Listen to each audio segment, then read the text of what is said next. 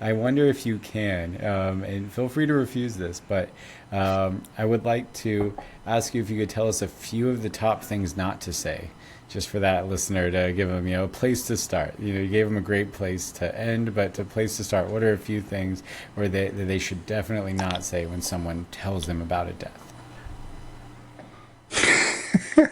And go. Well, uh, I wouldn't say things like, oh, they're in a better place now, Hmm.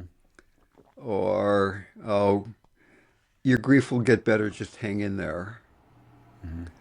Right? I mean, saying anything that is deflecting or diminishing what they're feeling right now and saying it's going to get better or it's like don't think about that. No, here it is. And Rumi has this wonderful, wonderful quote where he says, "Grief can be the garden of compassion." Hmm.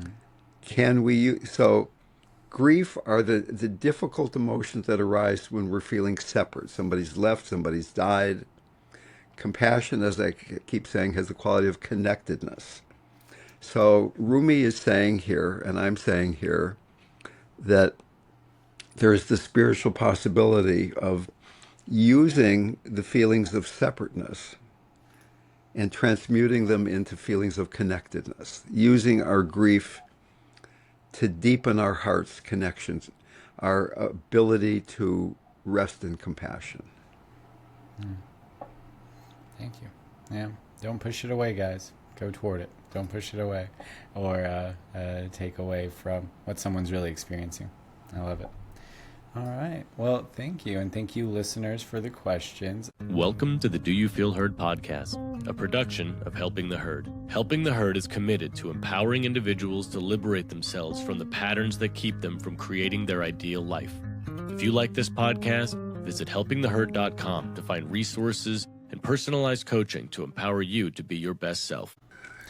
Hello, hello. Welcome to the Do You Feel Heard podcast. Ian and I are very excited today to be having a special guest, RamDev Dale Borglum. As listeners of the podcast might know, I have a lot of gratitude for this person as I've worked with the Living Dying Project, an organization that RamDev founded, and it was an incredible and still is an incredible source of guidance and peace and support during my journey with living and dying and everything in between. So, RamDev, welcome to the podcast. Great to have you here. Thank you so much. I'm kind of interested in what's between living and dying, but maybe that will appear as we're talking. I thought that kind of covered the whole thing. But anyway, yeah, I am the director of the Living Dying Project, and the Living Dying Project is about supporting conscious dying and conscious living. Many years ago, back in the late 70s and early 80s, Ramdas and Stephen Levine and I were working together and really saw that the one place in our society that consciousness hadn't really penetrated other than the White House was the encounter with death.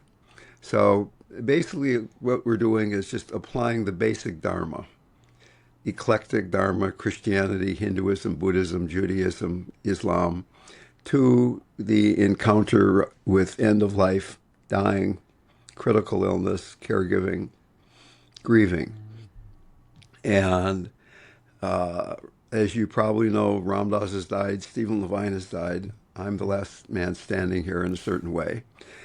And am now living in the Bay Area.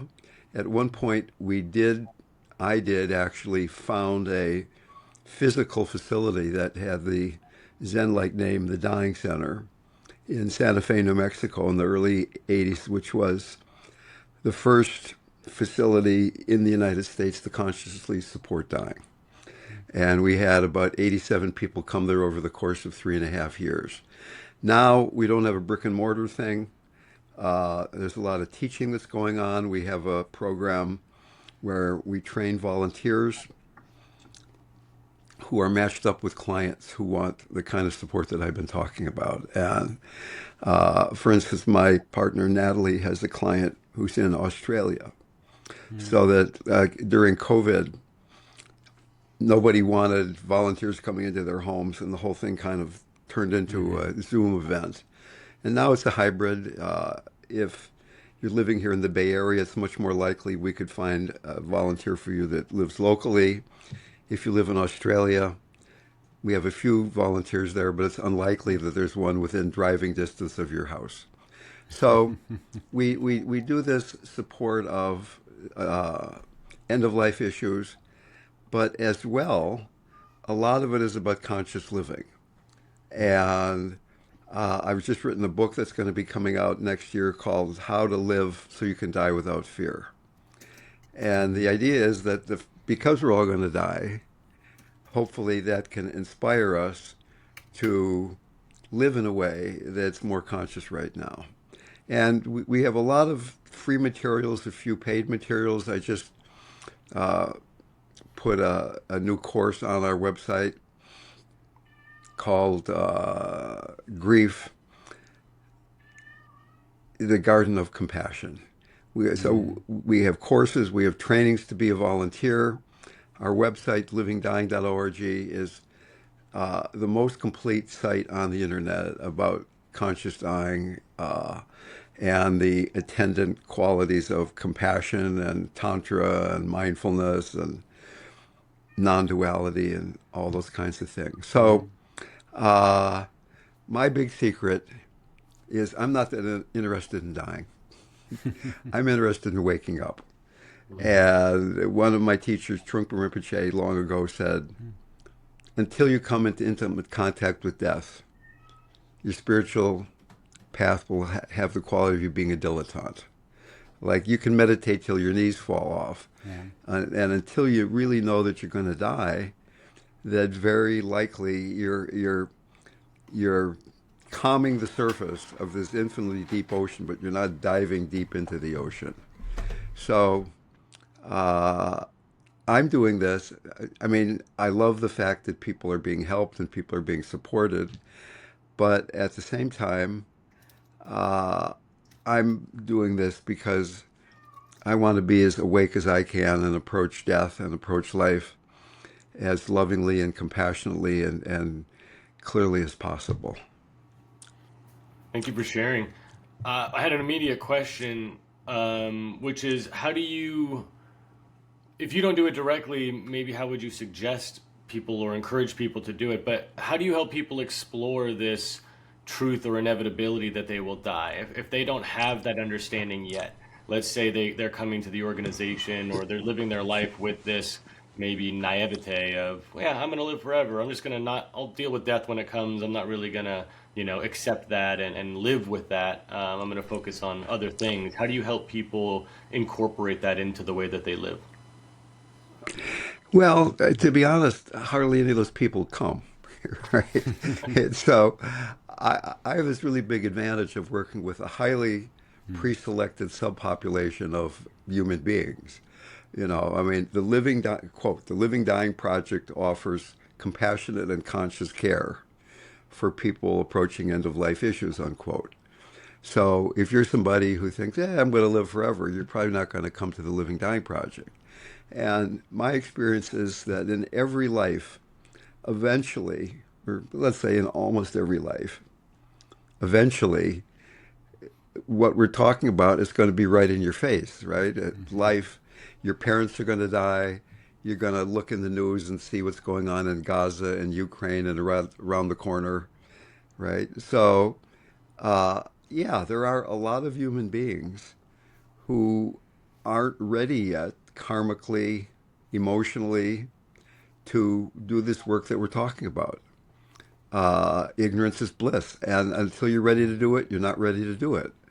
I'm not saying that you or anybody should come in and look at death, but I don't think that looking at death, living with death over your left shoulder, the way Carlos Castaneda talked about, is the morbid thing. To me, it's enlivening that, like, the Native Americans have this saying, today is a good day to die, right? You wake up, you're going to live so fully that maybe death is going to come. And when you die, you might be in an automobile and the person you love most in the world is seated next to you screaming in terror. When you die, you might be lying on the floor of the local CVS and a stranger's breathing into your mouth, right? Or when you die, you might be in a hospital and there's so many opioids in your bloodstream that you can't even think straight. So we don't know. I mean, we'd like to think when I die, my loved ones are going to be there and it's going to be lovely, but not necessarily. So in a very non-morbid way, each moment is preparation for dying. The Tibetan Buddhists have what they call the four mind-turning truths, truths that turn our minds toward the Dharma. And the first one is, you're going to die, but you don't know when. Now, clearly, intuitively obvious.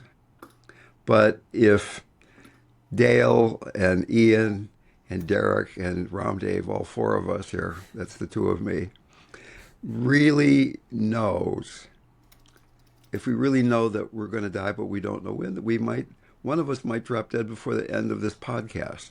Yeah, it's highly unlikely statistically, but if we really knew that, how would it affect the way this podcast was unfolding? How would it affect the willingness to be honest and no bullshit and loving and kind of, who are these guys? How much can I be with Ian and Derrick and stuff like that, right? If on the other hand, I think, well, I got this podcast to do and then I'm going to the grocery store and then let's get this out of the way, right? Then it's a kind of a different quality of connection or lack of connection, really. So dying can also be metaphorical. I mean, in each moment, we're dying into the next moment. Each time you breathe out, it's a death. And then there's rebirth when you breathe in again. I mean, if you really pay attention, for instance, right now, to that tiny moment at the very end of the out-breath, where you haven't begun to breathe in again, where there's nobody doing anything. You're not breathing out, you're not breathing in. You've let go. If we can pay attention to that moment, it is, in a very subtle way at least, learning to die. And the fact that we're denying death, let me even start that sentence over again.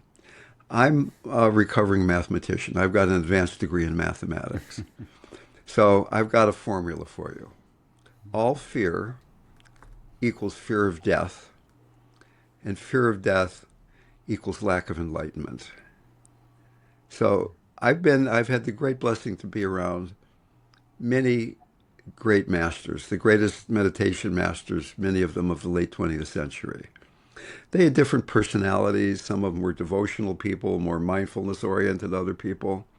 But they had one thing in common, that they were all fearless because they had gone beyond, I'm separate from you. I'm separate from something that I could be afraid of, right? When you're living in oneness, there's nothing to be afraid of because it's all one. It's all you, right? So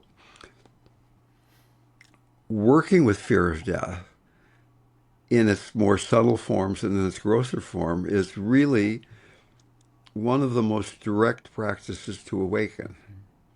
And you can certainly do this by becoming a Living Dying Project volunteer. We have an online training. We have live ones in the winter. We can match you up with clients, or you don't have to be a Living Dying Project volunteer. Maybe there's a hospice where you live, or maybe you've got friends or relatives who are approaching death. But becoming intimate with death doesn't necessarily mean that you have to physically be next to people who are almost done breathing. There are other ways to become intimate with death. I mean, certainly taking strong psychedelics is a way of dealing with ego death. In fact, we're really excited at the Living Dying Project. We're applying for a grant now where we're asking for funding to offer spiritual support at the end of life supported by psychedelic assisted therapy. We're doing this in conjunction with a local church that is legally authorized to give psychedelics in very clearly and wisely controlled structures. So, how we become intimate with death, that's up to you, that's up to me. I mean, if you're in an intimate relationship, there's a lot of dying of who you think you are in an attempt to be a loving partner at times, certainly. And yet, yeah, I get that it's also really possible to live a whole life and pretty much avoid death, right? To say, well, that's happening to the other person, that's happening to the neighbor down the street or the dog. But it's, I mean, intellectually, you know, it's going to happen to you, but in your bones, deep in your belly, you don't know. Yeah. To avoid death is to avoid life. Yeah, I think the same thing. If you don't deep in your bones know that you're going to die, you won't deep in your bones feel that you're alive. And that's, I think, that unfortunate kind of doldrum that I do think a lot of people get stuck in, of living in the gray area, not embracing death, like you're saying, just running, and not knowing what they're running from. Something Ian will say often that I just love is, if you don't name your worst fear, the fear that's there, your mind is going to put in the worst possible scenario, which, as you said, all fear is fear of death. Most of the time, it's going to be death or very death equivalent. So yeah, this practice of just leaning into death, it's not sexy. It's hard to sell, though I think you're doing a good job. You mentioned death in so many ways. I was waiting for orgasm, the little death, yet another way, but the out breath was very, very potent as well. And I do have to ask you, though, not to joke about anyone dying on this podcast. We've had a bad run of luck lately. We've had 3 power outages on the course of recording this year. 3 separate, all non-related incidents. So when you say that, I get a little nervous. I get a little nervous, RamDev. So let me ask you a question. Okay. Why do you think death isn't sexy? I would disagree with you.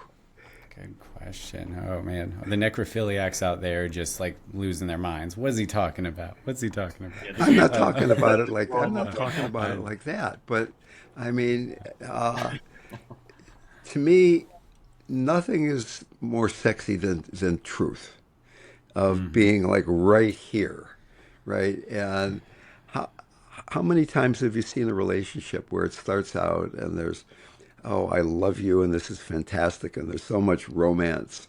And then there comes a time in the relationship where you have to make a choice between truth and romance. And you don't want to damage the romance, so you kind of start ignoring the truth a little bit to keep the other person happy, or whatever that thing is. And the romance begins to fade, because it's not sexy to be pulling back from the truth. And the truth is, you're going to die and I'm going to die, and we don't know when. So let's fucking be here right now. It's like, okay. So to me, that's really sexy, right? And I mean, I'm not talking about, I mean, I get it, that dying of cancer can be messy and painful and complicated and expensive and all kinds of kind of unsexy things. It's just in the outer trappings of it, but the deep inner letting go into wholeness. And there's so many stories of great saints. Like Ramana Maharshi was dying, and one of his devotees came and said, "Oh, Ramana, please don't leave us. Please don't leave us. We love you so much." He said, "Leave you? Where could I go?"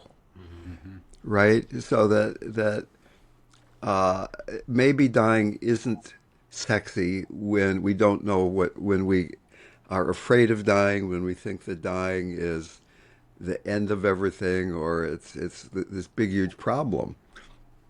But somehow, for me, this work that I'm doing is about beginning to loosen my identification with I'm only in the body and the personality.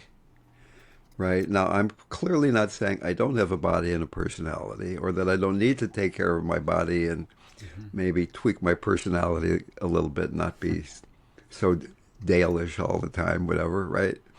But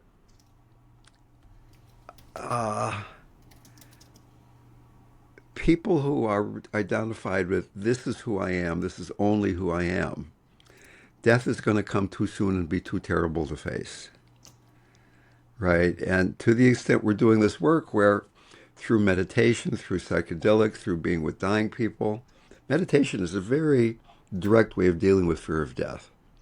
Can be, at Yeah. least. To the extent we're doing that work, then it really changes our relationship with our body and our minds. I mean, I've been meditating probably longer than either of you guys have been alive. I'm not bragging. I'm still this neurotic, so it is a bit of a mixed bag here, maybe. Yeah. But and I still have my personality quirks. I'm still somebody who gets irritated and get this that has these personality qualities. But I really care about it so much less, right? That there's something in each moment that's changing, but there's also something in each moment that's not changing. What is it that doesn't change? What is it that doesn't die? And that's a question I would throw out for you guys and for everybody who's listening, so that as we're having this conversation, you can be trying to collect information. You say, oh, Dale, he's so clever, or Dale, I've heard that stuff before. Why can't he say something new, or whatever you're saying in your mind? And all that stuff is going on. I mean, it's three guys talking and the microphones are on and the cameras are on. But there's another possibility in this moment of dying into love, right? And that's not dependent on the content at all. Yeah. So when we talk about conscious living or conscious dying, what does conscious even mean? So unconscious means you're lost in the moment. It's kind of you're living in illusion. First level of being conscious is you become mindful. Okay, I'm aware of the content. I'm mindful of the content. There's some equanimity in relationship to the content. We're beginning to get very directly and nakedly how suffering is arising, how it's being created. And as we get better at this mindfulness game, being with the content, the heart begins to open. And we become at least, if not more, interested in our relationship with the content. Is it a loving relationship? Is it a compassionate relationship? Is it a grateful relationship? And as the heart becomes more and more open and more we realize its boundless nature, the tantric nature of reality, that it's all the Divine Mother, it's all sacred, begins to be revealed. That cancer is just as much God as non-cancer. That war is just as much God as peace. Doesn't mean we don't do everything we can to avoid cancer and war, but we're having a different relationship with it until finally, even after Tantra, we get to non-duality where nobody's doing anything. It's all one. And that's, in a way, crucial because in my deep experience and belief, that's what we die into. We die into that wholeness. And to the extent we've had some experience with that as we're living, dying is going to be much easier.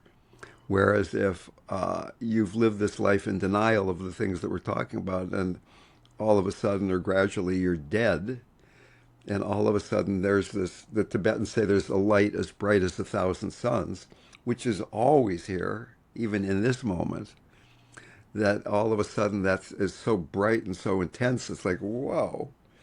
And then that whoa is going to create karma and another life, and there it goes, on and on it goes. There's no rush. Consciousness doesn't care how long it takes or how much it hurts. But now's a good time to take a look. That's right. You're really taking the pressure off, which I appreciate. You don't need to rush to confront death. We're not saying take on anything more than you can chew right now. And that's really why death isn't sexy. Why I said that. I think it can be, and I think for a lot of people they can't see the sexiness just yet because they're not ready. Like you're saying, whether that's karmically, whether it has to do with the work they've done or haven't done. So many people recoil from it. And my experience with death, which I guess started somewhat earlier, we all have different degrees of experiences with death, right? Pets, friends, family, friends of family.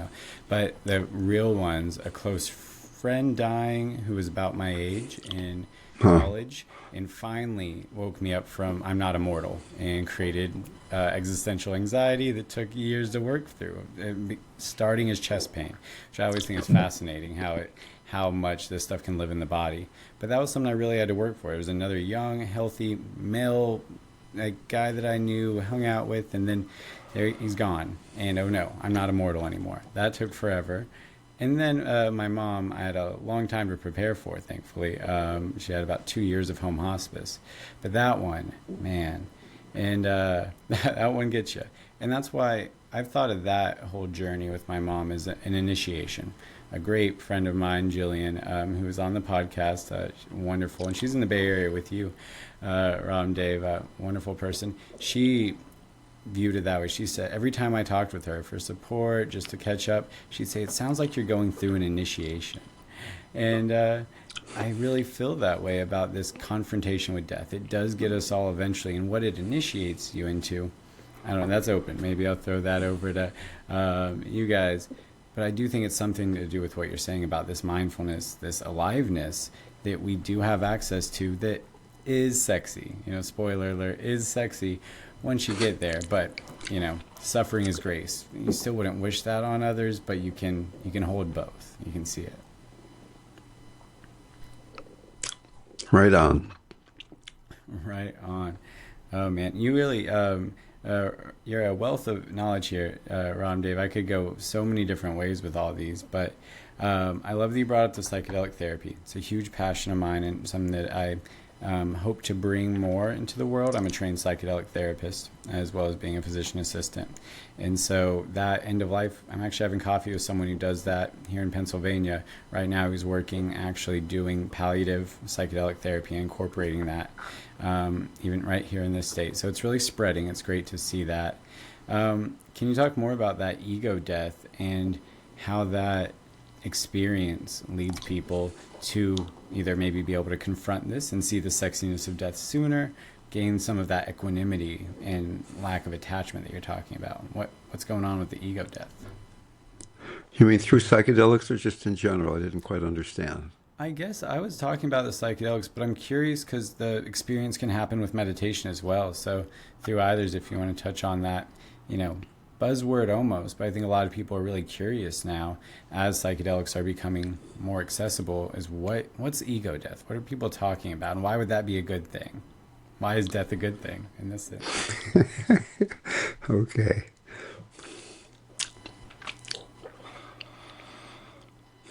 Well, certainly, there are many ways to explore ego death. Taking psychedelics, going deeply into meditation, raising triplets, having a near-death experience yourself. Mm-hmm. And psychedelics is a very powerful short-term experience, obviously.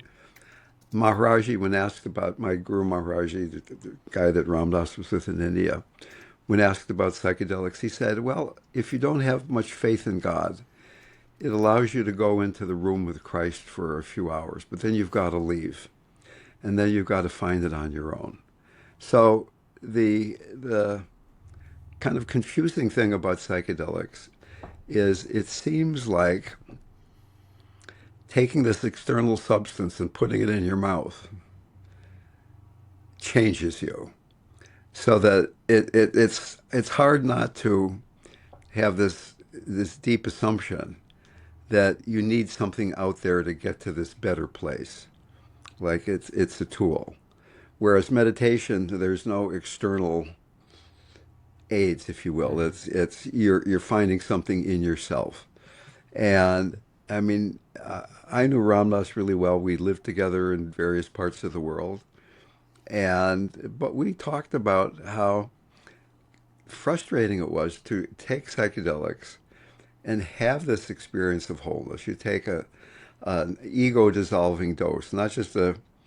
There are obviously different ways to use psychedelics: microdosing, therapeutic dose, heroic dose. We're talking about like 250 mics of acid or more, something like that, where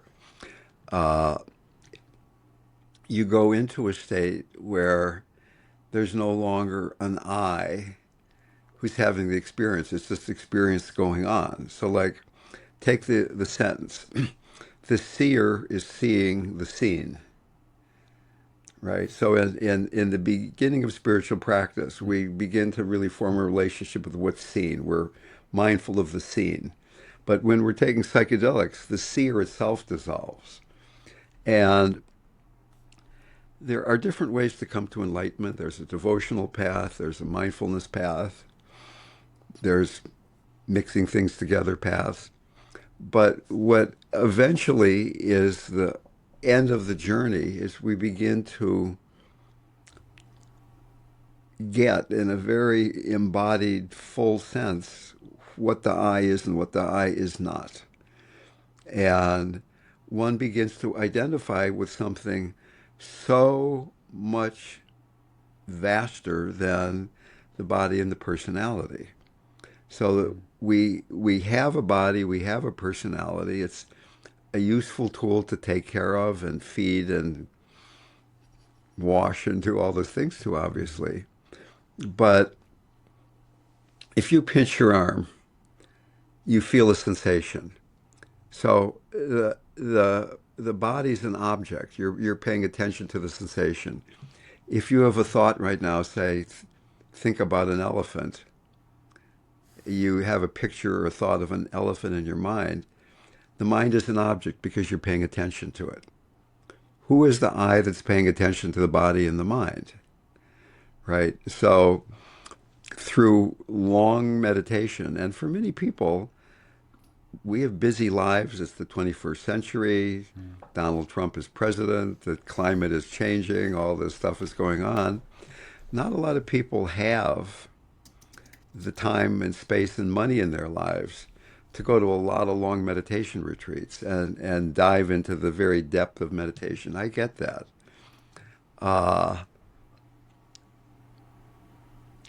But somehow or another, to me, this all boils down to motivation. What is it you really want? My first meditation teacher, Suzuki Roshi, said, the most important thing is finding the most important thing. What is the most important thing for you? What do you really want? What is your heart's desire? What do you want to have happen before you die? And very often, we don't think about that. We're kind of get up, going through the day. Oh, I look at my to-do list. I got to do this. I got to do that. And then the end of that day, oh, there's another day. And then you go to sleep and you start over the next day. If in fact you're really motivated by, I want to be free, or I want to be a compassionate human being, or whatever it is, then these questions begin to answer themselves. Right? So, like any great book, it's all contained in the first paragraph. Right? If you can really look at who you are, what is life, what's reality, what causes suffering, and begin to really pay attention, then maybe you'll want to wake up, and whether one uses psychedelics or meditation or being around dying people or some combination or other vehicles. I mean, psychotherapy, there's all kinds of ways of beginning to understand who we are. Now, psychotherapy wants to help the I that we assume we are be more efficient and suffer less, whereas meditation and psychedelics are about realizing we're not that I in the first place. And yet, if you take a lot of psychedelics or do a lot of meditation and you're really neurotic, then it's harder to integrate that stuff into one's life. I was really committed to meditation when I was younger. I went to a lot of long retreats. Several of my meditation teachers praised me. You're such a great meditator, and I have these remarkable experiences. The retreat would be over. I'd go home, excuse me, and in 2 days I'd be 99.9% as neurotic as at the beginning of the retreat. I wasn't integrating all this stuff into my daily life. And so through body work and through the therapy and stuff, I began to be able to realize, first of all, how important embodiment is. I think that a lot of people, you can take psychedelics, you can meditate, but a lot of spirituality is about getting beyond the body into space, if you will, right? And I think for a lot of Westerners, it's important to really work with embodiment. A lot of all this Eastern wisdom was written by and for Asian people centuries, if not millennia ago, who were walking around barefoot, didn't have an iPhone, didn't have an automobile, and were grounded. They were connected to the earth. That's not you and me, right? So we have all this wisdom, and then a difficult situation comes up, like your mother's dying, or you're all upset about what's going on politically, or whatever it might be, right? And where did all the spiritual wisdom go? It's not really available. It's not in your body yet.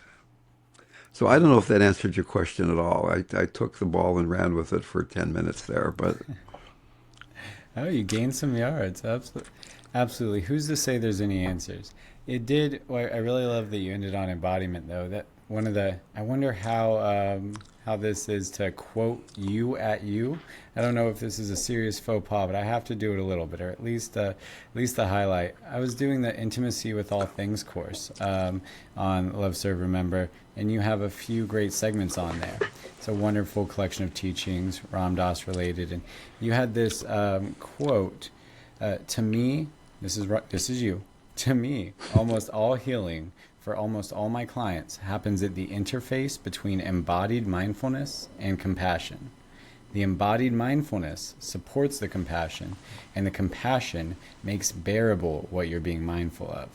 And they keep feeding each other back and forth in a certain way. I've been chewing on that for a long time now, for 2 weeks or so since I heard it. I love that, and I think you're just so right about the staying embodied being the hard part. Ian, you're one of the most grounded guys I know. How do you deal with that? How do you stay more embodied than I? That's all I'll compare. No, the comparison's a thief of joy, but I'll say I admire you for your groundedness. How do you deal with that in this day and age? Yeah, that's a great question. I think presence. I think being present and being just fully living what this moment is and trying to minimize how often I'm living in future what ifs or living in the past, that helps me to be as here now as I possibly can be. And that's definitely a practice. I mean, that's not something I've done forever, certainly not. And it's something I'm still working on. I still find myself in the fears of the what ifs and the, like you mentioned earlier, something I mention all the time is that if your mind doesn't know the answer to something, it will fill in that gap, and often with the worst possible case scenario. And so I try to be so aware of my mind's function to fill those gaps. And so I think that's really, if I had to give one tip, just try to be as present with what's happening now, and really live this moment in each moment that you have, because it's really the only thing we have is each individual moment. Yeah, be here now, or as RamDev put it, I think, was it fucking be here right now, which I think is the updated for our generation. Yeah, that's the 2025. Book. Yeah. I think that's the fifth version of be here now. Seriously.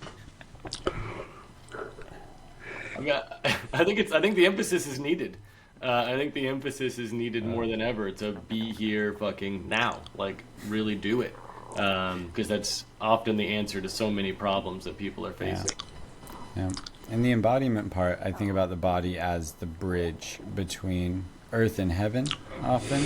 So, it's the temple that's reaching up to the heavens. Your body is that bridge. So, yeah, I feel like the more we get away from that, the more we're cutting ourselves off from wisdom and downloads and the no, RamDev, what I keep hearing so much of what you're saying, it's a lack of separation. It's losing that separateness, whether that's from ego or from body sensations that you're not accepting. There's this constant sense of separation, and as you speak about this, one journey, depending on what's the most important thing. We all might be heading different ways, but I like to think we're all paths lead to God, and it feels like separation is that big thing. Earlier, when you gave the Ramana Maharshi example about death, I thought about the Rumi quote, something like, "Dying is only for those who love with their eyes. For those who love with their hearts, there is no such thing as separation." And that's just what I keep seeing you do almost. It's dying into that thing, moment by moment, as the bubble pops and a new moment goes, or sensation by sensation. But I think that requires, I don't know, is it belief? Is it surrender? Did you have to have belief to surrender? What is it that's needed to keep dying into that thing? Okay, well, I really do want to emphasize embodiment. And be here now is a great idea.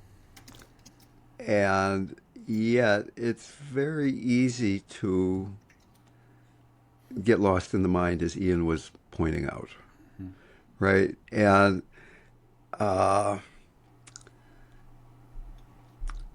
for me, it really took decades of being frustrated that I couldn't integrate the stuff I knew with my mind and the meditative experiences I had into work, into relationships, into daily life.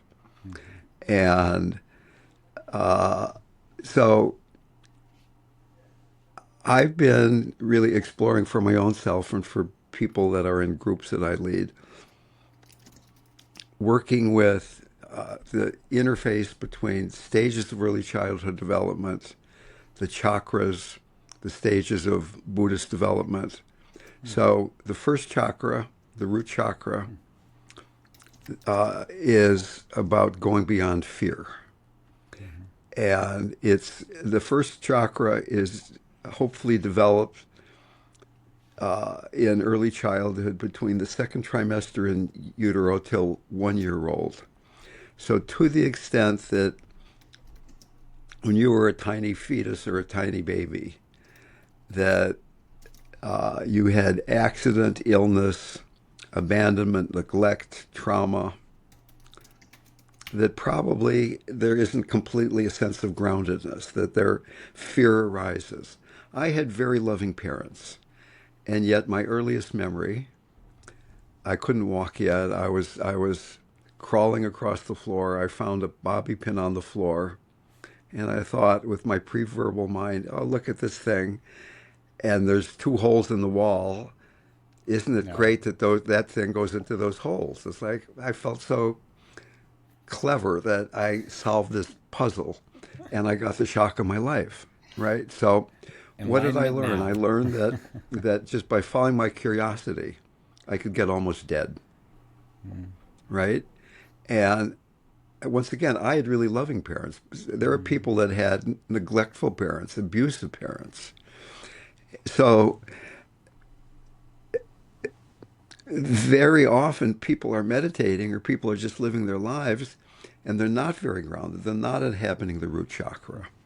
There's a sense of anxiety, of fearfulness that's kind of driving, motivating all of our behavior, that you're planning to not get the next shock in life, if you will, right? So there's a very direct practice of breathing down into the root chakra, of inhabiting the root, of receiving earth elements, of receiving Mother Earth, Mother, really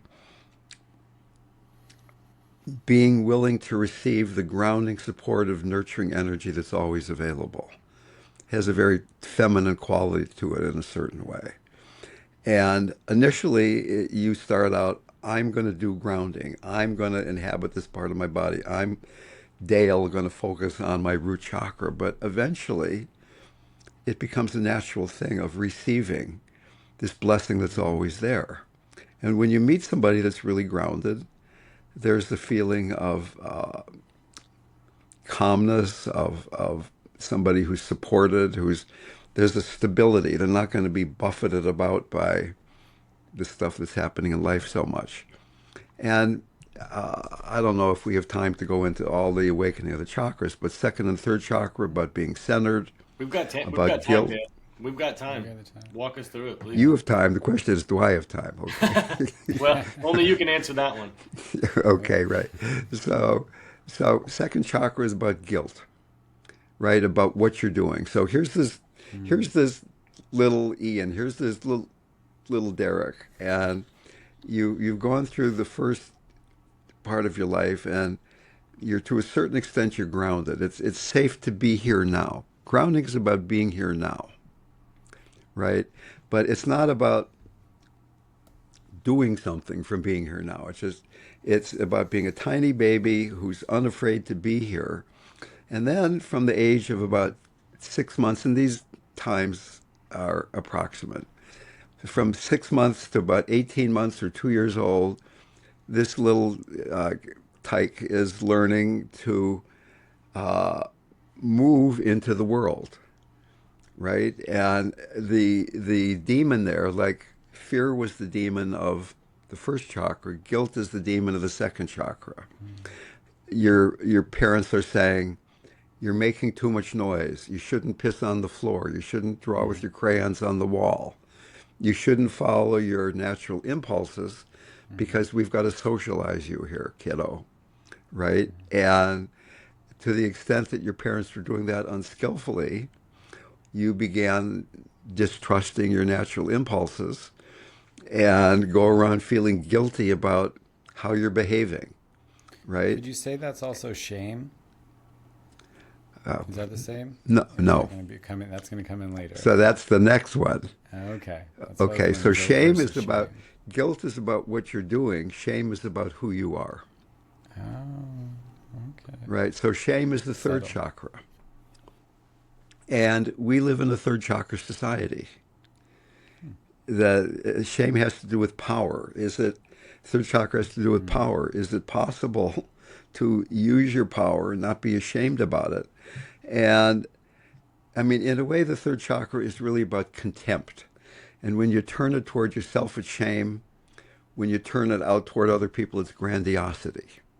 Like our esteemed president doesn't have any shame. He's totally shameless. He's totally lost in grandiosity.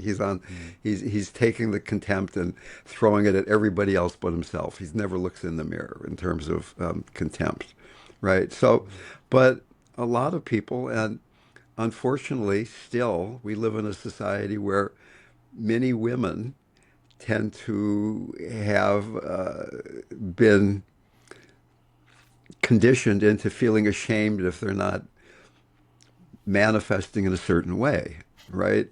So Derrick brought up something in the very beginning where I was saying that a lot of healing happens between the third chakra and the fourth chakra, between the belly and the heart.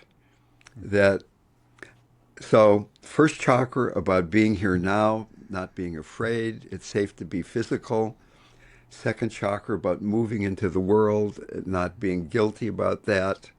Third chakra, moving into the world and developing an ego sense without shame. Here's who I am. And then, from the ages of about 4 to 8, this little person, when they're moving into the world, begins to learn about conscious relationship. Is it possible to not only move into the world, but to love people, to have relationship in a certain kind of conscious way? So that I think it's pretty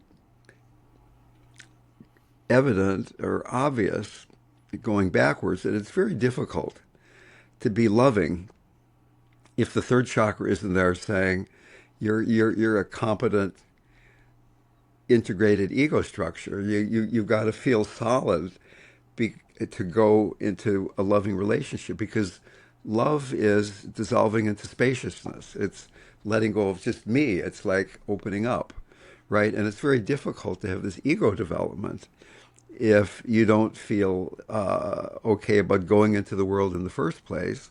And it's hard to go into the world if it's not safe to be where you are, right? So all of us pretty much have these chakras only partly awakened, right? So I'm a counselor. Sometimes people are dying. Sometimes they're meditation students. And people come in and say, I want to die consciously, or I want to get enlightened. I want to be more awake. And yet, very often when I'm talking to them, I can feel this strong undercurrent of fear and anxiety, guilt, shame. And it's very difficult to say, okay, let's go into the heart, even though you're really scared and ashamed and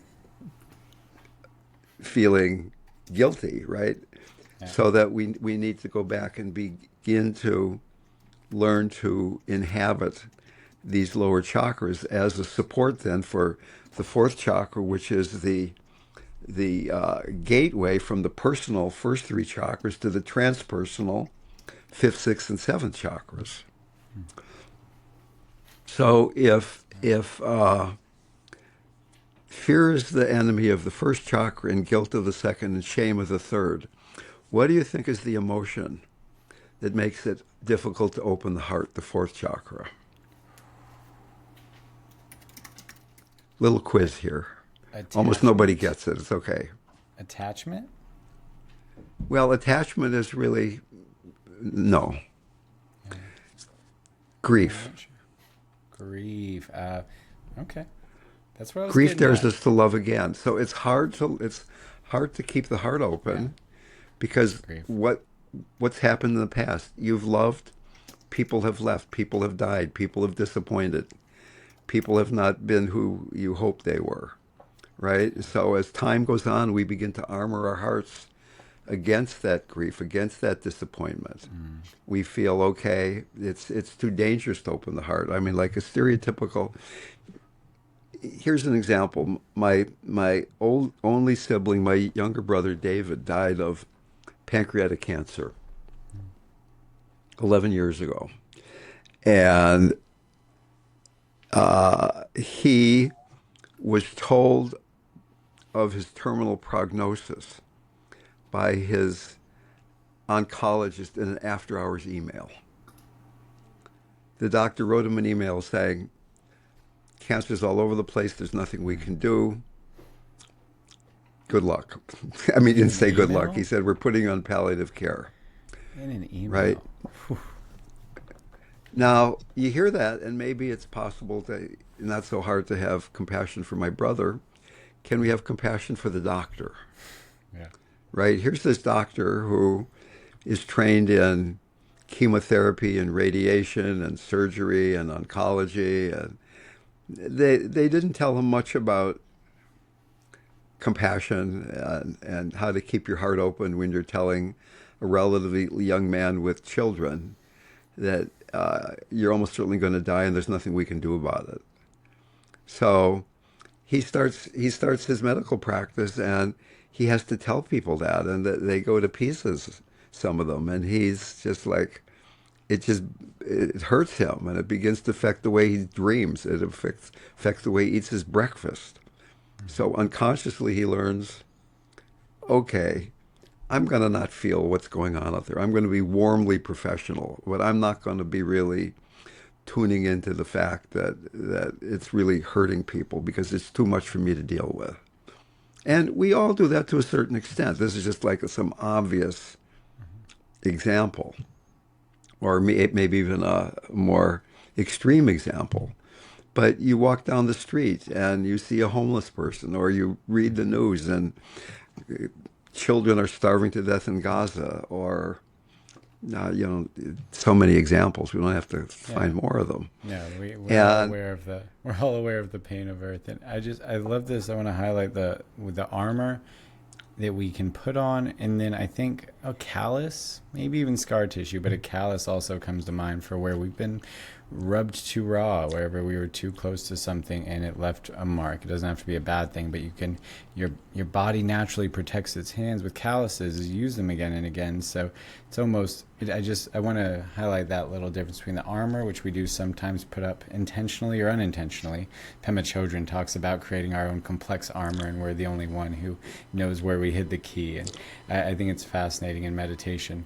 But there's also a callousing that's happening too, just from as we love, as we live, that is a little more subtle, and you might not be able to even notice as it happens over time. Something that Ramdas spoke about often as well was in his experience with supporting dying people, that when you're in that field, especially like the healthcare field, you almost have to callous. You almost have to kind of remove your heart, kind of protect your heart a little bit, because you're constantly just over and over and over having those kind of difficult conversations, and you almost go numb a little bit, which is very different than the armor, right? That's just repetition. You kind of, it becomes more routine. And so, but if you really had your heart fully open every time, that your heart would break every time, and that it's a practice, to find that space where you can love each person that you're in that space with, rather than having to be numb to it. is it okay to argue with the host here on this Definitely, podcast? please. Encouraged. I hope so. I'd be very curious if Ramdas actually said that. It was in one of And his what is it, Be Here Now podcast, on one of the clips. okay, I may well, be paraphrasing not as accurately as you remember the person who you intimately knew. I'm sure I may have misspoken, and didn't get it perfectly right. But so I'm not trying to be difficult here. And just, as an example, though, I was talking to Mirabai Star, who grew up at the Lama Foundation, and she was a Wonderful. teenager there, and Ramdas came and taught a workshop. And he said, we're going to talk about spirituality, and we're going to start at the fourth chakra because the first three chakras are too dangerous. And she actually has a recording of that. And that was an attitude that he really changed later on. Now, I don't know when he said what you claim that he said that, and maybe he did say it, but I would, in knowing him, and I would think that he might have said something like that a lot of people do need to uh, adopt that strategy of having a callus because it's too much. But certainly, for instance, Maharaji was somebody, and Ramdas came, I don't know, I'm not going to say who he was or who he wasn't at the end of his life, but certainly it's possible to not have to have calluses. That in So fact, there is this notion called compassion fatigue. And in my humble opinion, it does not exist. If you are compassionate, there is no fatigue. Fatigue comes because you're sort of compassionate or you want to be compassionate, but you're not compassionate enough. There are three defining qualities of the open, compassionate heart. One of them is a connected heart. You're connected to that person or people, to yourself. Like right now, are we connected? Is my heart connected to you? A second quality is it's a spacious heart. And so somebody, suppose, uh, let me go here, and I hope this doesn't break too many pieces of confidentiality, but I got an email, and I'm going to change it slightly just to not let you know who this is, but I got this email yesterday. Hi, Ramdev. It's so and so from New Jersey. Sorry to bother you again. I was wondering if you would have a word of wisdom or a message from Maharaji for me. I'm getting closer to ending my life. I'm not able to withstand the pain anymore. I'm tired of living. I feel disconnected, away from Maharaji, afraid of God. I'm just unable to live. Deep down, the reality is that I don't want to live. Anyway, it was good to have met you in this life. I wish I had had the opportunity to meet you in person. Thank you. Okay, so that was an email I got yesterday, right? So I read that email. I know this woman, and I haven't met her in person, but we've had Zoom conversations, and I feel her pain. So I feel that pain. What do I do with it? Uh, she's saying, it hurts so much I want to end my life. And I'm aware of the circumstances that are leading to feel that way. I won't get into the financial, medical, the whole thing. We don't have to go into that. Mm-hmm. But then the point here is, what do I do with that? Right? Do I develop a callus and say, oh my God, that's so sad? Now, the Tibetans have this really remarkable, I think, remarkable notion of compassion. Compassion is a mixture of sadness and joy. Mm-hmm. Mm-hmm. A joy that transcends happiness and sadness. So if I really feel compassion for this email writer, I feel really sad that she's going through that. But I'm also joyful that my heart is so wide open. The Dalai Lama is one of the most joyful people you're ever going to meet. And he is very aware of how Tibetan monks and nuns are being raped, tortured, and murdered by the Chinese. He's very sad about that. But he keeps his heart open and he's joyful. Mm-hmm. And I really believe that Ramdas had that ability too, to meet deep suffering with compassion. Now, I'm not saying it's easy. I'm not saying I can do it all the time. But it is a possibility. And just to assume that we can't do it, that we have to develop calluses, is, I think, a big mistake. And yes, we have been doing that. But let's remember that it's possible to live without calluses, right? And I mean, there's so many stories about being around Maharaji where people were really suffering. And sometimes he'd weep and sometimes he wouldn't. But he never... There's a difference between feeling an emotion deeply and getting lost in an emotion. Mm-hmm. Any experience can arise. Let's talk about an emotion. An emotion can arise. There's three possibilities. You can push it away. I don't want to feel that. Let's do some callous work here. I can get lost in it. Oh my God, this is overwhelming. Or I can have this embodied compassion. And yeah, this is really sad. I feel it. And I'm right here and my heart is open. Mm-hmm. Yeah, it's the work of a lifetime. Absolutely. This is great nuance. And I love that you brought up Ram Dass and him, especially at the end of his life. That's who I was thinking of when you said that, Ian, where I think it's nuanced. Well, I do think from what I've heard, people like yourself and accounts of Ram Dass at the end of his life, and then even further removed of Maharaji, like you're sharing, I believe in this, bodhicitta, awakened heart, this open heart of compassion and love that is able to, transcend the calluses. But I also believe it to be pretty rare and exceptional. And I think about Ram Dass at the end of his life and how he had a team of people around him protecting his energy almost. He almost had, how I heard about him at the retreat when he was being wheeled around, he had caretakers and attendants who would help because he was so present and in the moment that if you caught eyes with him, if you got his presence, he was 100% there, and he'd do everything he could for you until he was wiped out for the day, right? Unless he had people around him who were almost taking on that burden, not as calluses, but as armor, let's say, protectors for him to be that. It's just one example, but it's something I think is really interesting in terms of the systems we have. And in healthcare, it was similar for me when I was working in a very busy clinic, where I was experiencing what I would call compassion fatigue. But I'm in conversation with you around that term now.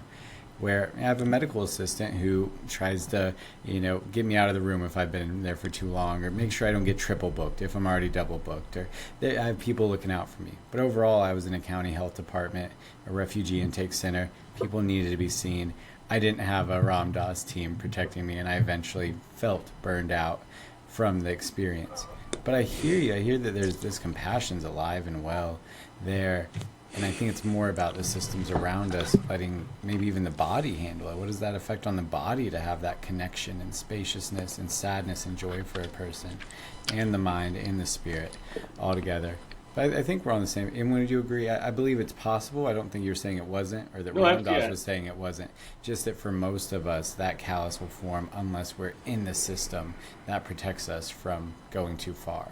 No, absolutely. I think that what I was attempting to paraphrase was exactly what RamDev you were sharing, which is that it isn't necessary to have that shielding, that callus, that builds over so that you don't have that compassion, and that Ramdas was showing the other side of it and kind of telling his story of how he overcame that and was able to be fully present with what was happening, and that the callus, I was referring to the callus as what is common and what a lot of people in those industries experience, because they're just seeing so many people all the time, and that's just like a repetitive thing that unfortunately results from being in that environment. But Ramdas was leading the way through his life and how he lived his life in these roles where it isn't a requirement to do that, and you can be fully present and, like you were saying, feel the joy even though there is suffering, even though, yes, I feel so much hurt that they are feeling, and I'm with them with that, and also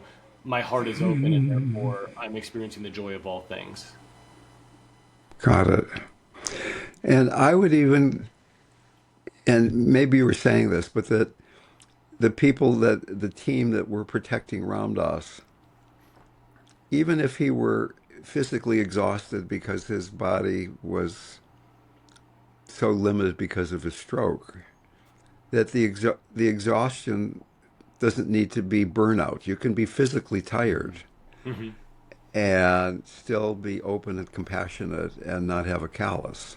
Sure. Yeah. Right? I mean, Maharaji, he had people, Maharaji, who supposedly was a fully enlightened being, and it's not clear that he ever even slept at all, but people were taking care of him and feeding him very pure food and giving him breaks and stuff like that. And you've got to take care of the body. You've got to honor the body. You've got to honor the personality. But you can do that without armoring. Yeah. I think on that, a big piece of that is acceptance, right? Accepting things as they are. I think a lot of the pain and suffering comes from wanting things to be different than they are. And so if you can fuel your body in a healthy way and accept things as they are, I think there will be a lot less suffering that you'll be experiencing. So the Buddhists have this wonderful notion that life is hopeless. Hopelessness is to be cultivated. And what they mean is that's accepting things as they are, because it's hopeless that it can be any way different than what it is because it is. Right. It doesn't mean it's hopeless that it can't change and that you can't do everything you can to create change, but it's hopeless to wish that this moment is different than the way it is.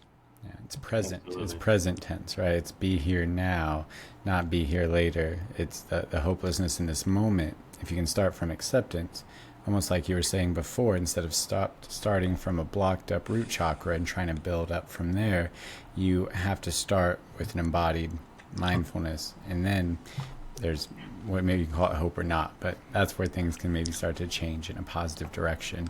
But you don't put the cart before the horse. Yeah, my favorite mindset is to be like water.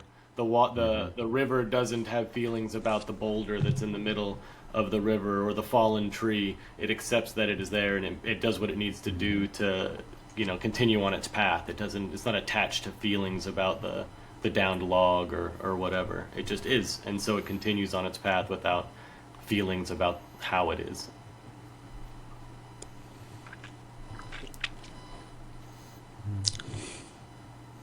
Nothing on that one, Ramdev. No, that's a great image. I mean, I was just, my son is visiting, my 23-year-old son, and we were talking about the Tao Te Ching just a couple of days ago. And that's one of the major metaphors there. Be like water, just, let things flow. And yeah, great image for sure. Are you available to talk a little bit about your relationship with your son, specifically with what we're talking about? So, are you available for that before I go on? I don't know what there is to talk about, but yeah, you can ask me any question you want. I don't Right. have anything to. He's just in the next bedroom. He probably is in his pajamas, so he probably doesn't want to come onto the camera.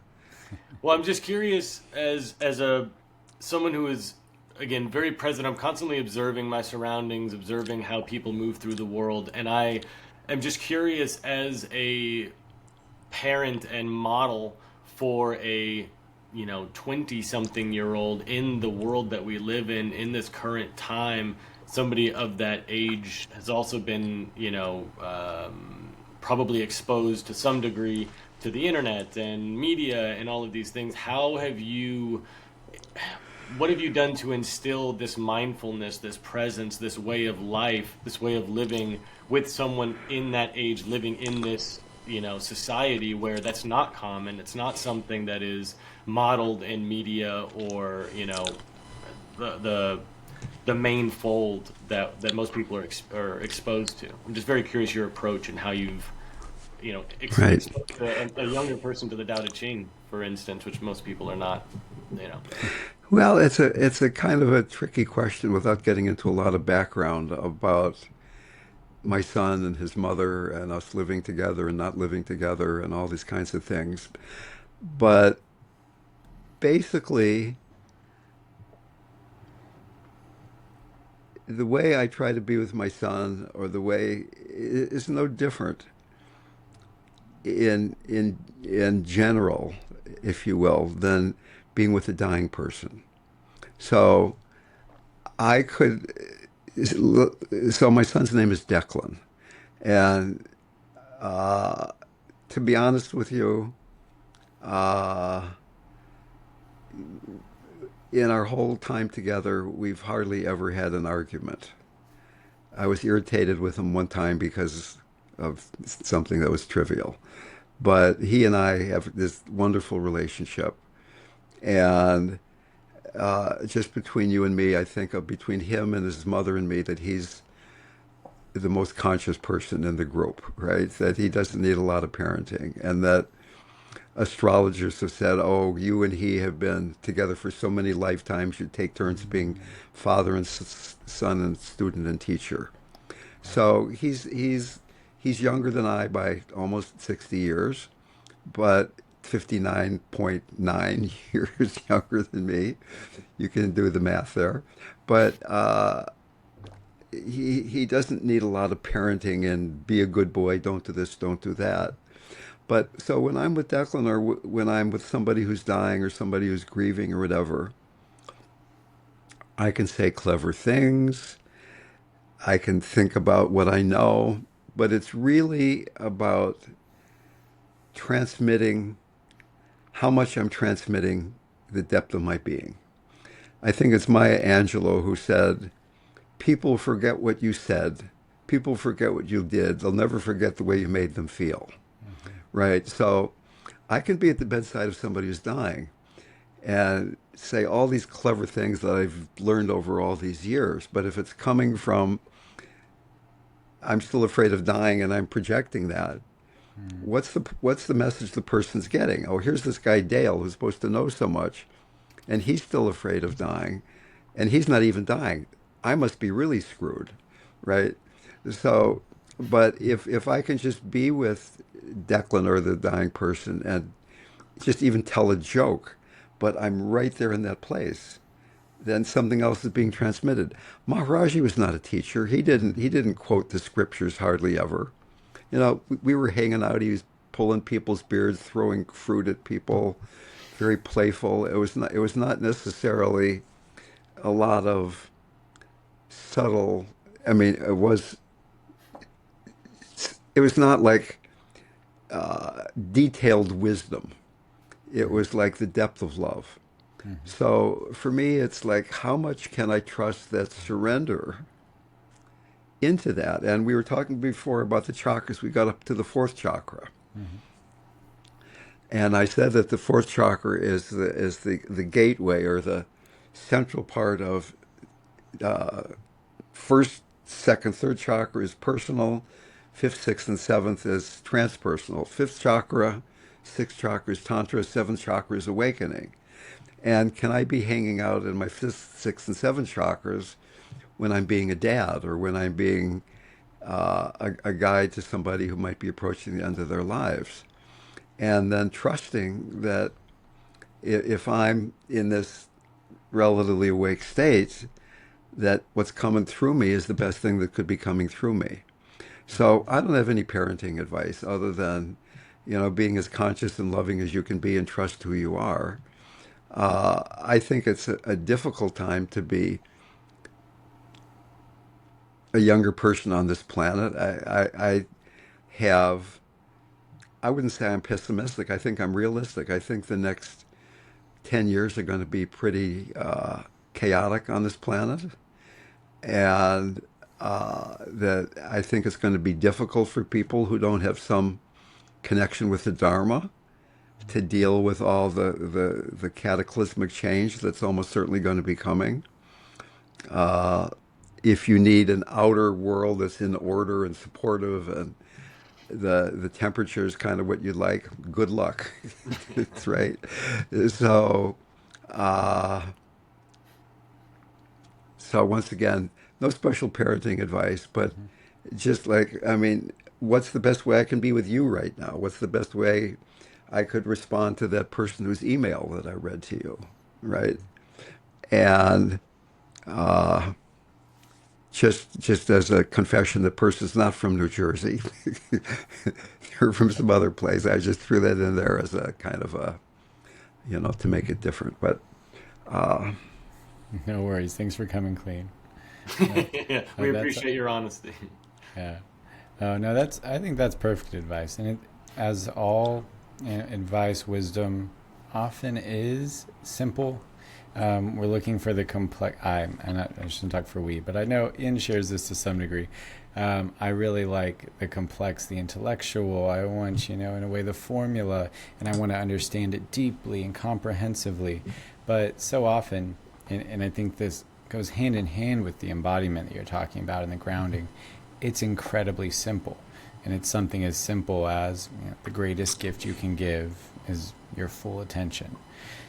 And especially what you're talking about, really, it rings true with the science that I've heard as well. I did, in Oregon, I did this wonderful 8-week pediatric course with pediatric psychologists and psychiatrists. And they were experts in the field. I learned a lot. But the number one takeaway I got from that 8 weeks together, the number one thing that just stuck with me is when they talk about children, especially in those first developmental ages, like you're talking about, 0 to 5, 0 to 6, they say it's so much less important what you say, what you do, but how you say it, how you do it, and the relationships that that child is being exposed to. The relationship to, this mug or this table, the Right. relationship to the person, the people in the house, the relationship between them. And I think that's just what you're getting at, is that love, that awareness that you can embody and create. It's almost, I'm seeing almost an aura around you is what I would call it. It's the energetic transmission going on. You can't really see. You could call it psychological. You could call it energetic. But that's those vibes, if you will, are what the kid is absorbing and getting into their structure, and that's what they'll take on. And it's almost so simplifying, and it gets you off the hook, right? You don't have to think about saying the perfect thing. You don't have to think about doing the perfect thing. But can you just be, just like you're saying, as present, as loving as you can? Let me tell you a brief story about Ram Dass giving parenting advice. So he told me this story himself, where... right? He never had children himself, correct? No, he did. He did. I don't think Ram Dass had a son that he didn't find out about till like 10 years before he died. Something like that. That's probably why I didn't know about this. Okay. Fascinating. We'll have to hear more Right. about that off camera. Okay. But sorry, please keep going. I wanted to. So he told the story that I think he was living in New Hampshire. I'm not sure, but anyway, he allowed people to come and he would do counseling or whatever you'd call it. And this woman came to him, and she had a teenage daughter that was acting out and really being a big problem for her. And the woman told this story for an hour. Ramdas sat there really quietly listening to her, and she told all the story about how difficult her daughter was, and how hard it was for her, and how she tried to be a better parent, and on and on and on. And at the end of it, Ramdas says, "Oh yeah, right." And she said, "No, no, you don't get it." And she did the whole thing again for another half hour, maybe. She did the whole story again. And Ramdas at the end just smiled at her, and she said, "Thank you so much. I really got so much out of this conversation." And she left, right? And all he did was really listen to her, wanting parenting advice, and was fully present for her, didn't say anything at all. And she felt really, she got the parenting advice she needed. Just feeling heard. Just Yeah. feeling heard. The right podcast for that. Absolutely. Oh, no, thank you. That's so much of what we try to teach here with helping the herd and with the coaching and with the thrust of this podcast is around that power of listening, being seen, being heard, and that being transformative. It's so easy to skip. It's so easy. Ian, I really appreciate how much you've brought that into my life. Ian's the founder of this and just absolutely helped change my life with this concept of do you feel heard and bringing that even statement into your daily life and your relationships. But Ian, do our listeners feel heard? I know that we might have some questions, and Yeah, I want to maybe get to those before we take too much of RamDev's time. Yeah, I agree. It's perfect timing. I was also on that same wavelength, so great job. Yeah, we're doing it, man.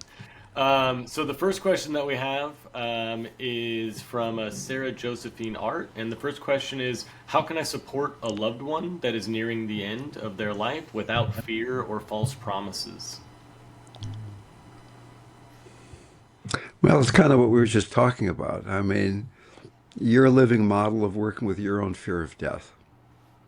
And you're just in the way you're talking and behaving, modeling that this moment is workable. And sometimes I'm afraid, sometimes I'm not. When I am afraid, I try to work with it. I'm not pretending I'm somebody that I'm not. And I can be with you in your fear. I'm not afraid of your suffering. You can be who you are, and I can be who I am, and I'm on the program of embodied mindful compassion. I hear that. I think I when I hear that, I just think about how easy it is to clench up when you see someone else being uncomfortable. Do you know if you ever try to share something with someone who's not ready or doesn't have spaciousness, and you see them, and this happens so much with death. I think it's fascinating. It is the best example of it. Bring up death, and the eye glances away. Someone starts scratching. Okay, I forgot I have to go to the thing. It can happen, and that can just reinforce whatever feelings you might have around death. But the opposite, giving someone breath, space to come up for air, giving someone a chance to breathe and just be, and not have to see mirrored reactivity and fear going, can be a balm. It can be just this lifting of the pressure from whatever reactivity the dying person might have. And I think that's so much of what Living Dying Project does is just give spaciousness. You don't overpromise, even though all the people I've worked with in the organization are incredible. But I think, it's not we're going to fix all your problems. It's we're going to be there with you. And I think that's so much what people need whenever they're facing that thing that feels impossible. Death is someone to just be there and be like, no, we're all doing it. It's fine. It's all right. It's good and bad. It's joy and sad. It's both. And at the same time, it's not just, how can I say this? It's not just being a good listener.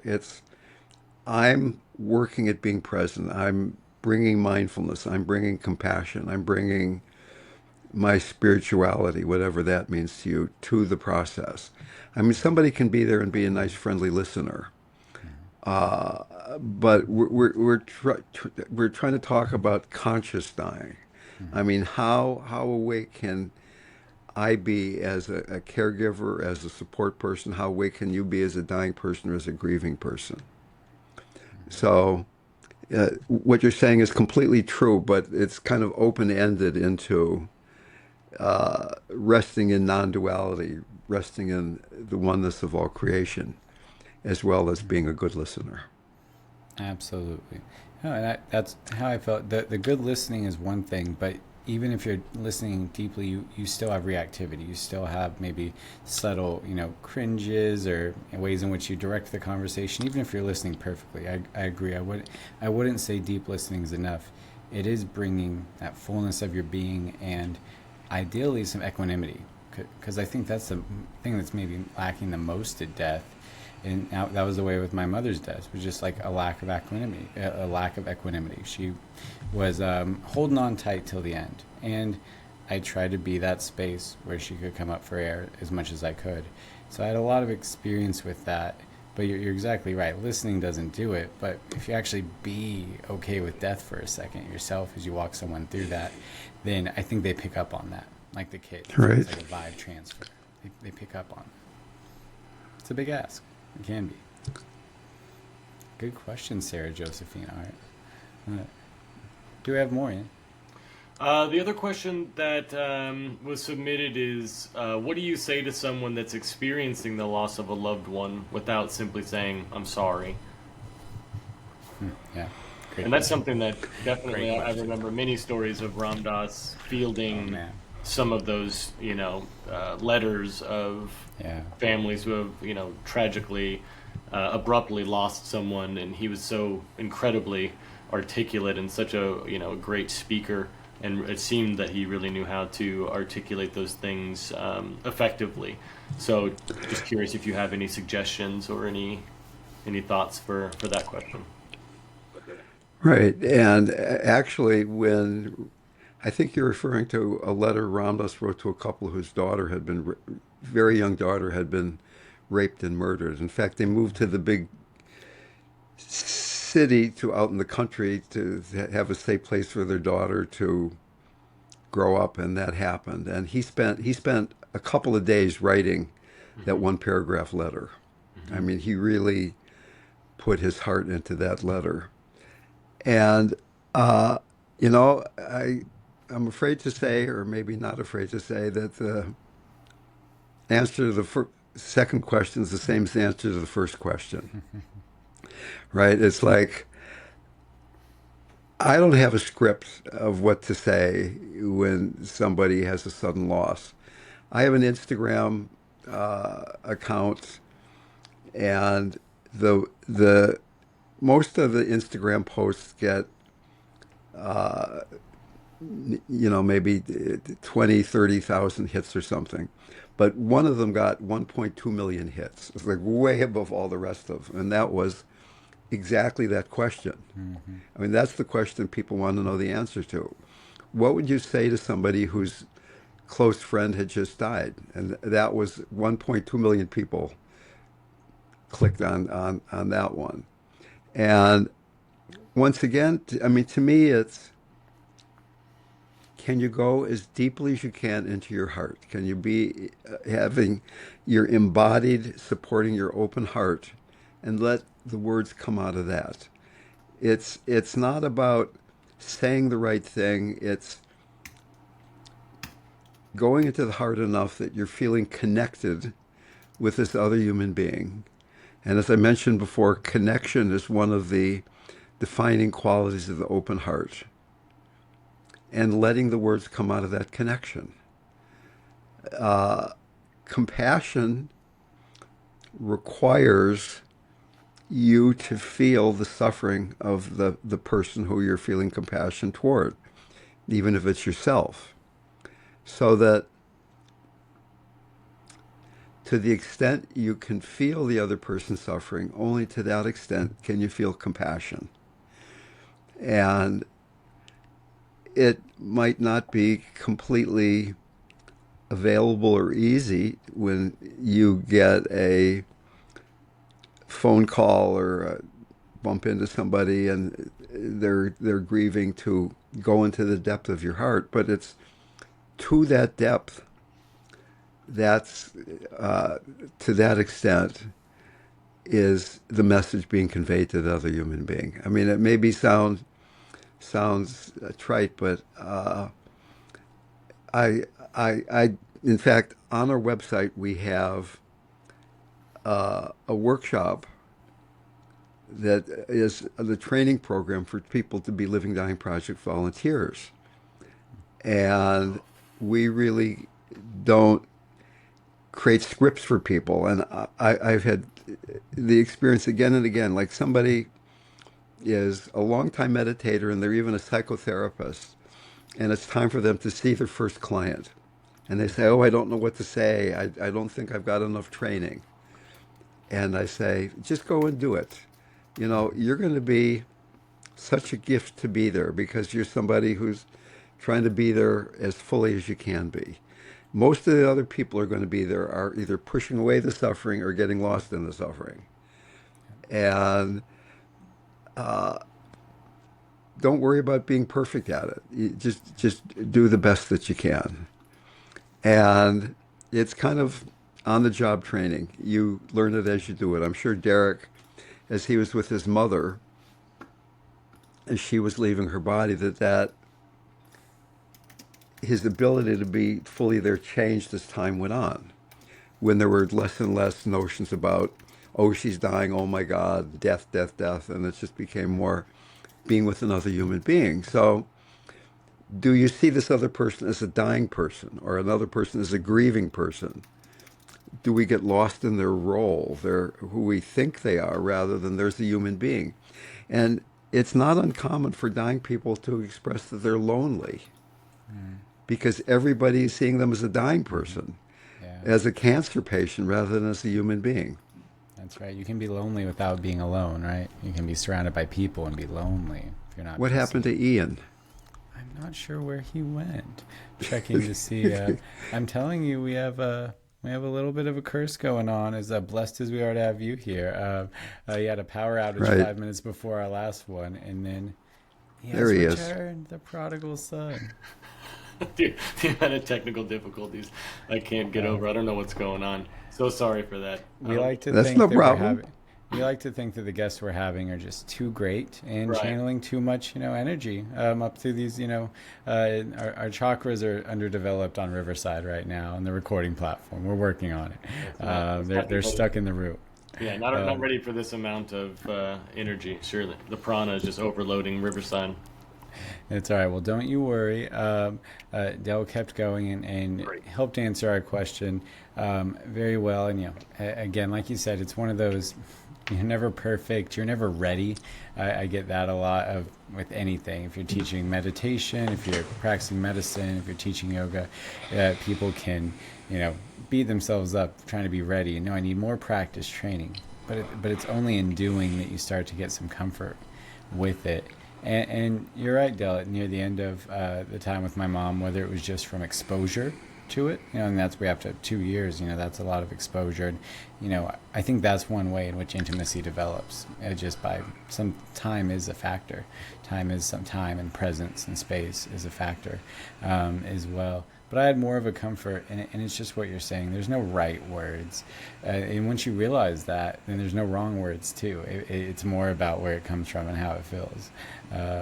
I wonder if you can, and feel free to refuse this, but I would like to ask you if you could tell us a few of the top things not to say, just for that listener to give them, a place to start. You gave them a great place to end, but a place to start. What are a few things where they should definitely not say when someone tells them about a death?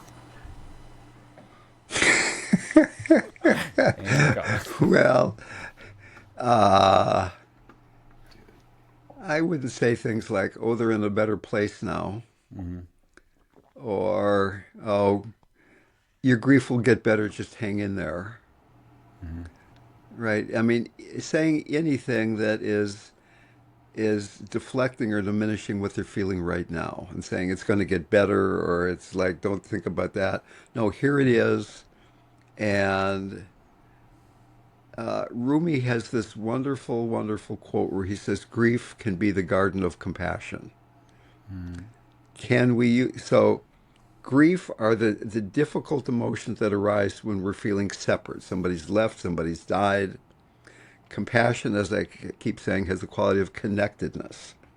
So Rumi is saying here, and I'm saying here, that there's the spiritual possibility of using the feelings of separateness and transmuting them into feelings of connectedness, using our grief to deepen our heart's connections, our ability to rest in compassion. Mm. Thank you. Yeah.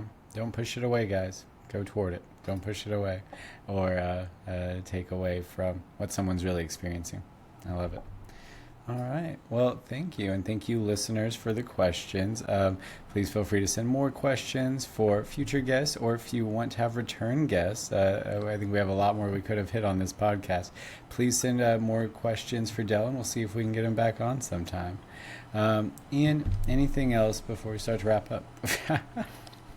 He's ready to go. I don't know if you can hear me, but I don't have anything else. I don't know what's happening with my internet. Do you have anything else, or another way of put it, do you feel heard? Yeah, it was great being with you guys. I encourage people to go to our website, livingdying.org. Mm-hmm. A lot of great free materials there. On Saturday, I don't know how soon you're going to publish this thing, but about a 2-week lead time. So about a 2 week. I'm sorry? About a 2-week lead time before. Okay, well, that's not going to work then. We have a guest speaker on Saturday who you won't find out about till after she's spoken, so I won't mention that. But there are courses. There's a lot of free material. You can explore being a Living Dying Project volunteer. And I honestly think, deeply feel that the best spiritual practice for this unusual day and age in which we're living, this interesting time, is some combination of an inner practice, an inner contemplative practice with an outer relationship with death. That you can do a lot of meditating and not knowing you're going to die, or you can be with a lot of death and not taking it inside.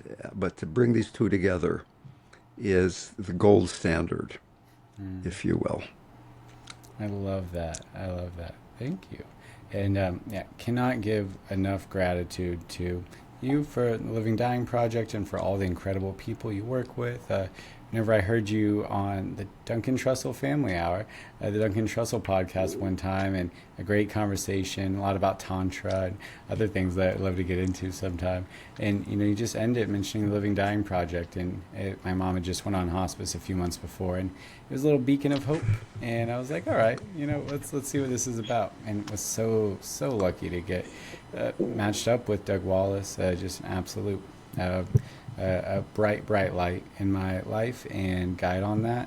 And the work you do is wonderful. So to lean into that, if you're looking to, take a stab at, embracing dying, embracing the reality of it. Like you said, hospice volunteering is great. A lot of medical professionals, I did that whenever I was looking into things. It's a great place to start. But this organization, especially if you're in Australia, if you're in the Bay Area, but anywhere, help them grow.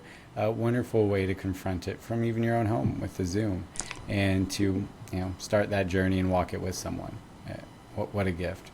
So thank you, and I'll be trying to bring that embodiment and that embrace of death and therefore life into the rest of my day. So great being with you guys. Thanks so much for having me. Yeah, thanks so much for being here. Ram. You're welcome back anytime. Ram. This has been the Do You Feel Heard podcast. If you're interested in resources that will help you move through conflict, you can go to doyoufeelheard.com, where we have tools for individuals and couples.